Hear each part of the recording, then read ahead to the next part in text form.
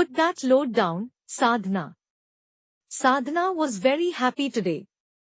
Her school principal had appreciated her for sensitive handling of children.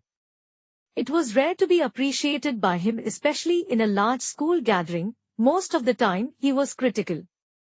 She never liked him, but all the same what he said affected her. He could make her feel high or low. It all depended on his mood and not her actions.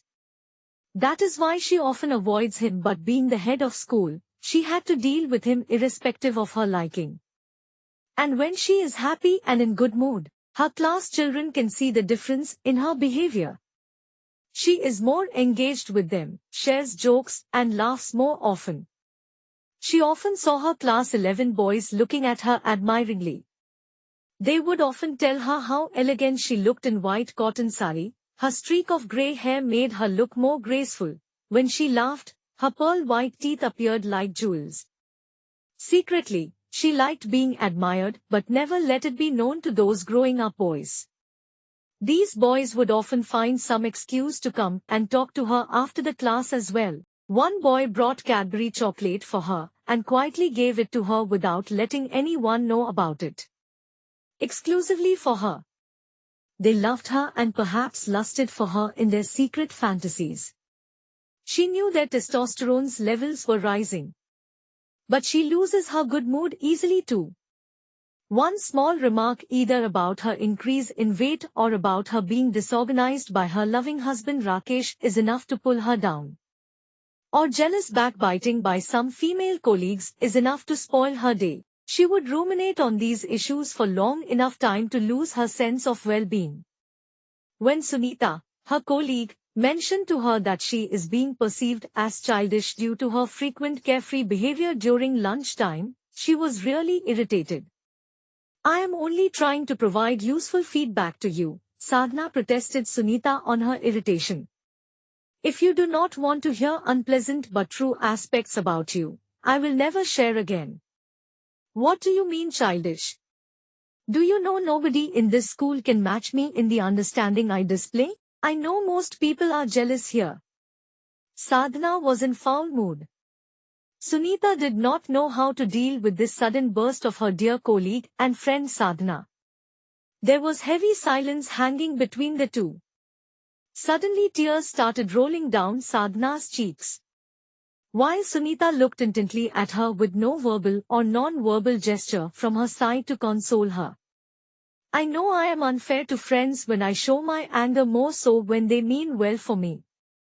I see myself as reactive to others' statements and not in control of my own emotions. Maybe I am childish." The honest confrontation of self was quite painful. It deeply moved Sunita and she moved closer to hold Sadhana's hand in her own.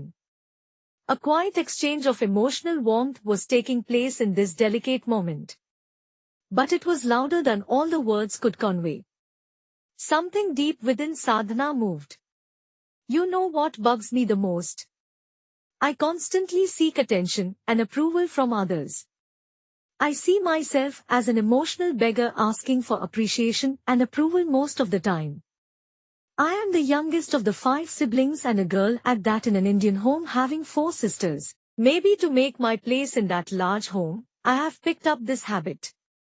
And you know what is the biggest folly in this? I am begging from other beggars. Can others really know me and understand me? Are they really competent to give me objective assessment? And who the hell are they to judge me?" Sadhana was reflecting on her own actions and was fully charged up with emotion. "But who is giving them power to judge you, Sadhana?"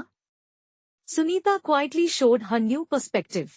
"I am the one putting them on pedestal to sit there and pass judgment on me when I am taking as gospel truth what they are saying.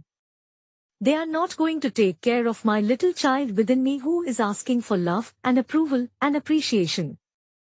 They are too caught up in their own affairs to bother about my vulnerable little child.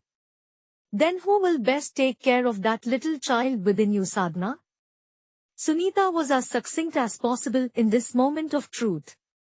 After a considerably long silence, Sunita started speaking softly.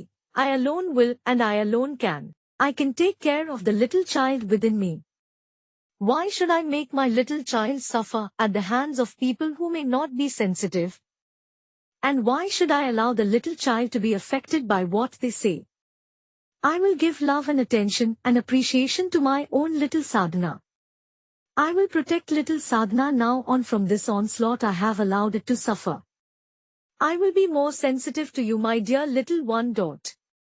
Sunita was nodding her head and felt a release within her own self at this release of Sadhana from her being the football of others' opinions. Sadhana continued with new energy and enthusiasm. I am the best friend of the little one within me.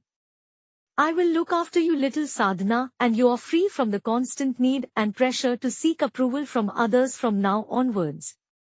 This is my declaration of freedom from others' approval. I am free, cried Sadhana with joy. I feel so released from my own shackles, and so light. And even from that devil, the principal, sir, teased Sunita.